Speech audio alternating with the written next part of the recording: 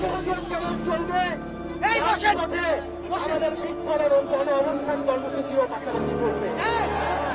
সকল জেলায় জেলায় পাড়ায় মহল্লায় আপনারা বিক্ষোভে নেমে আসুন এবং গণ অবস্থান তৈরি করুন। এবং আমরা অতি শীঘ্রই মার্চ টু ঢাকা ঘোষণা করব। ঢাকায় আসার আহ্বান জানাবো। এবং আমরা এখনো দেখেছি যে বিশ্ববিদ্যালয়গুলোর দালাল ভিসি প্রক্টর গুলো এখনো ক্যাম্পাস বন্ধ করে রেখেছে। আমরা 24 ঘন্টার আলটিমেটাম দিচ্ছি সকল পাবলিক বিশ্ববিদ্যালয় গুলা খুলে দিতে হবে।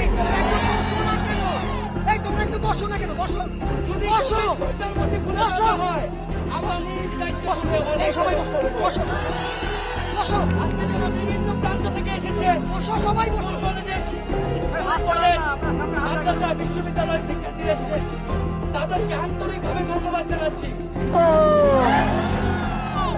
আমাদের আন্দোলন ততক্ষণ চলবে যতক্ষণ আমাদের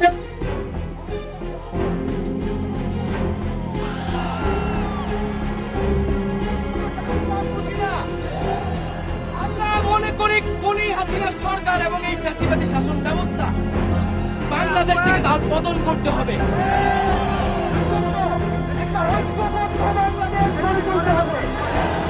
সকল দল মত ধর্ম নির্বিশেষে আমাদের জায়গায় আসতে হবে।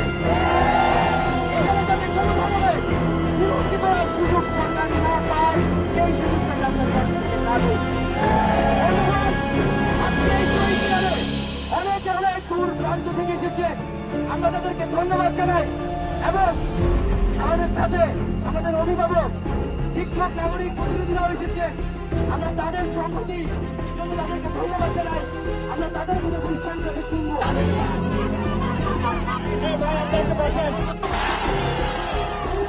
বাংলাদেশে ঘটনা দেবে